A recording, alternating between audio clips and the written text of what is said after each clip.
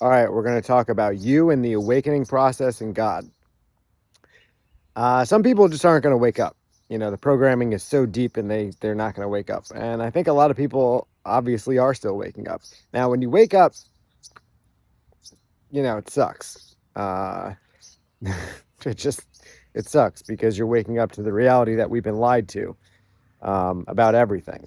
And it's pretty soul crushing, right? I mean, just look at the topics on the table. They're trafficking kids and doing much worse with them. So it's awful. The waking up process in and of itself is awful. Although I would think waking up now is a better time to wake up than say 10 or 20 years ago, because there's more people waking up now than ever, and hopefully the people who are waking up can have someone to talk to. Um, so that's the crappy part. Uh, the good part is that you're made from God and God is in you and you have everything you need to deal with this. Um, and what else? Yeah, I don't know. I think those are the main points. Um, Once you wake up, you never go back to sleep, right? That's for certain. You can't unsee it. Once you see what's going on, all the symbolism, all the patterns on repeat, everything just becomes so obvious.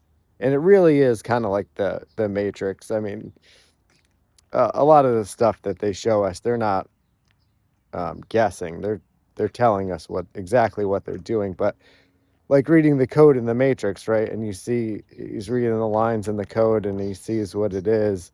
It's kind of the same thing, uh, because they're so obvious and methodical in what they do, and the playbook doesn't change.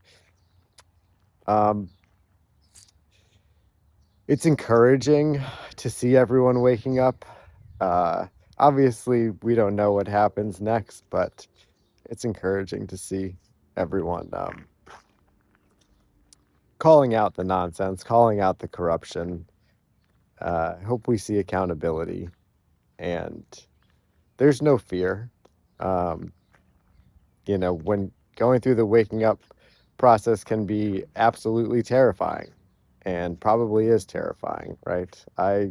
I know that I was terrified a few years ago, and I didn't know what to do at all, and um, desperation is probably the best way that I can describe how I felt at that time. I'd been awake for a few years, but it just it became so apparent to me that other people just weren't seeing stuff, you know? And this was probably like 2020, 2021, maybe around that time frame, so about 5 years ago. And this was my lowest point. I'd already been awake for about 5 years.